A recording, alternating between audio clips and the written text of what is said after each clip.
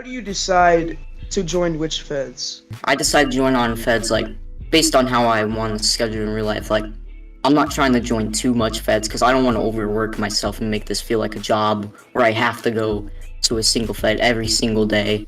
Because I also want to make sure I have time for myself too. Because I just don't feel like being everywhere. Whichever feds I find fun to be at, I'll keep going to those feds.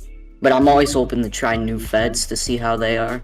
Yeah, I think it's important for pro wrestlers to always try to fit pro wrestling if they want into their schedule without overlapping important things to do in real life. But I see where you're coming from about trying to keep it low, but always keeping an open mind with other federations. What was your first championship you remember winning in your pro wrestling career? The one I can remember that felt very good to me was back in a fed back in 2017, which back in 2017 that's when I first met Sean and Fizzo.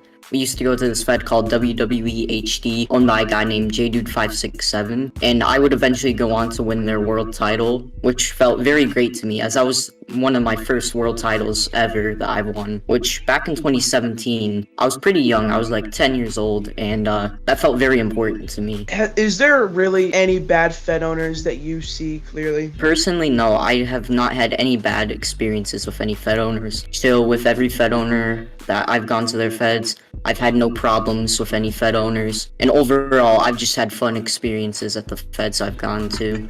In these interviews we do here on Roblania, we kind of always ask the question, do you think pro wrestling is dying? As of right now, it does feel like it's on a downfall from the past, but I feel like with more feds starting to rise, it could go back uphill again. It's just that a problem is most people don't try to venture out in the new feds. They always stick with the feds that are like well known, not giving other feds chances, which I don't like how some people do that, because if you want more feds to grow and help rise as a community, people need to start going to more unknown feds and help them like make a name for themselves so we can have those bigger feds when they finally rise.